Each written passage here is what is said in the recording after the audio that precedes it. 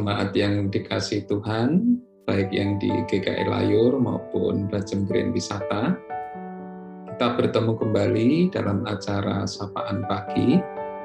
Mari kita membuka Alkitab dan membuka hati kita untuk menerima sapaan Tuhan sebelum kita menjalani beraktivitas di hari ini.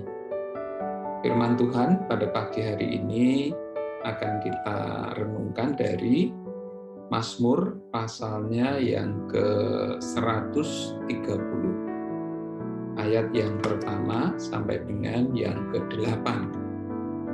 Tema kita adalah menanti Tuhan. Dari jurang yang dalam, aku berseru kepadamu, ya Tuhan. Tuhan, dengarkanlah suaraku. Biarlah telingamu menaruh perhatian kepada suara permohonanku. Jika Engkau, ya Tuhan, mengingat-ingat kesalahan, Tuhan, siapakah yang dapat tahan? Tetapi padamu ada pengampunan, supaya Engkau ditakuti orang. Aku menanti-nantikan Tuhan, jiwaku menanti-nanti, dan aku mengharapkan firman-Nya. Jiwaku mengharapkan Tuhan, lebih daripada pengawal mengharapkan pagi, lebih daripada pengawal mengharapkan pagi. Berharaplah kepada Tuhan, hai Israel, sebab pada Tuhan ada kasih setia, dan Ia banyak kali mengadakan pembebasan. Dialah yang akan membebaskan Israel dari segala kesalahannya. Demikian firman Tuhan. Jemaat yang dikasihi Tuhan, kita tentu di dalam perjalanan hidup kita ini seringkali menghadapi masalah, bahkan seringkali masalah yang berat, masalah yang pelik, masalah yang tidak mudah diselesaikan. Inilah juga yang dialami oleh pemazmur, sehingga dia mengatakan dari jurang yang dalam, aku berseru kepadamu, ya Tuhan. Di sini pemazmur merasa terjebak, merasa tidak lagi bisa berharap, merasa terjepit, merasa terpojok. Dan di tengah kondisi seperti itu, dia teringat kepada Tuhan. Dia mengingat siapa yang telah menciptakannya, siapa yang selama ini menyertainya, siapa yang telah terbukti berbuat baik kepadanya, siapa yang terbukti terus-menerus mengingatnya. Bapak Ibu yang dikasihi Tuhan, pemazmur memiliki permasalahan, yaitu mengenai dosa salah satunya. Karena di sana dikatakan, jika Engkau, ya Tuhan, mengingat-ingat kesalahan-kesalahan, siapakah yang dapat tahan? Pemazmur menyadari betul bahwa ada dosa yang dia lakukan, ada bagian kesalahan dia yang dia harus bertanggung jawab, sehingga semuanya ini terjadi. Di mata Tuhan, dia sadar bahwa kesalahannya pasti terlihat. Pemberontakannya kepada Tuhan pasti terlihat. Dosa-dosanya tidak ada yang tersembunyi. Dan pemazmur juga menyadari bahwa kalau Tuhan tidak mau mengampuni, maka tidak ada pengharapan bagi dia, bagi hidupnya. Tetapi justru karena pemazmur menyadari bahwa Tuhan itu mengasihi dia, Tuhan itu mau mengampuni, Tuhan itu telah terbukti memelihara hidupnya, sehingga dia datang kepada Tuhan. Dan dia menanti-nantikan Tuhan. Dia menunggu uluran tangan Tuhan. Dia menunggu-nunggu firman Tuhan. Dia menunggu bagaimana Tuhan menyapa dia, bagaimana Tuhan berfirman kepadanya. Dan kerinduan pemazmur ini begitu dalam, sehingga dia menggambarkan kerinduan jiwanya untuk bertemu kembali dengan Tuhan, berelasi kembali dengan Tuhan, berjalan kembali bersama Tuhan, ada dalam hubungan yang erat dengan Tuhan itu. Kerinduannya seperti seorang pengawal mengharapkan datangnya pagi. Seorang pengawal mengharapkan selesai tugasnya. Seorang peronda menunggu kapan pagi itu datang. Karena begitu pagi itu datang, maka selesailah penantiannya. Nah, demikian pula pemazmur. Dia begitu rindu Tuhan itu menyapanya kembali. Dia begitu rindu Tuhan itu mengampuni dosanya. Dia begitu rindu Tuhan itu menyelesaikan masalah yang sedang dihadapinya. Dia begitu rindu Tuhan itu menjawab pergumulannya. Karena itu dia mengajak dirinya sendiri dan juga mengajak umat Israel untuk terus berharap kepada Tuhan. Apa dasarnya pengharapan pemazmur?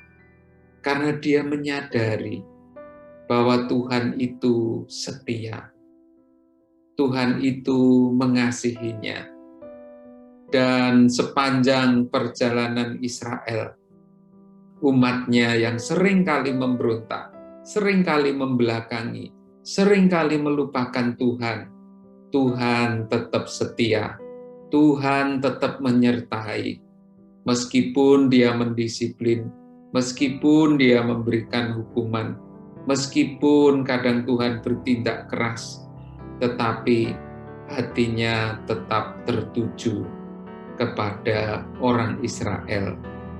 Dan karena itu maka pemazmur mengajak kembali dirinya sendiri dan juga seluruh umat untuk berharap kepada kasih setia Tuhan, berharap kepada kepedulian Tuhan yang memang telah terbukti selama ini. Jemaat yang dikasihi Tuhan, tentu kita pun di dalam kehidupan ini seringkali juga jatuh. Entah karena dosa-dosa kita sendiri, sehingga kita menghadapi masalah, menghadapi kesusahan, menghadapi persoalan, menghadapi pergumulan.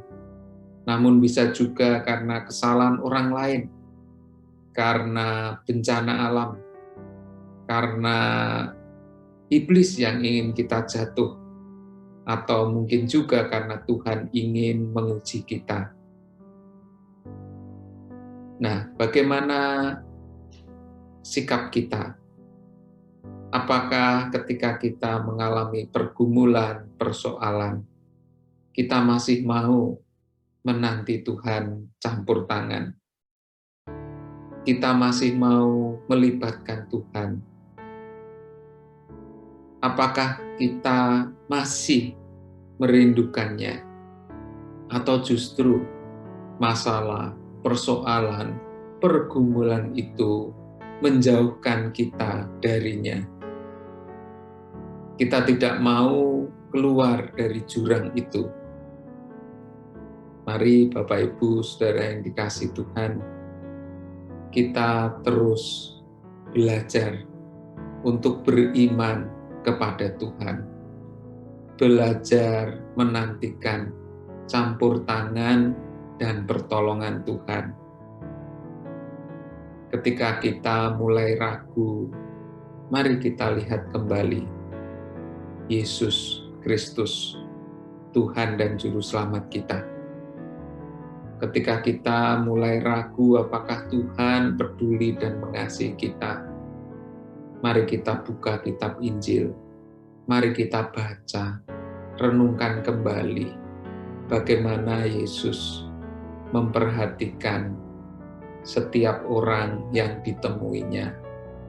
Bagaimana Yesus memberikan pertolongan, bagaimana Yesus peduli, bagaimana Yesus memberikan yang terbaik, bahkan Yesus memberikan hidupnya sampai taat setia, menderita mati di atas kayu salib, supaya kita beroleh pengampunan, supaya kita diperdamaikan kembali dengan Tuhan.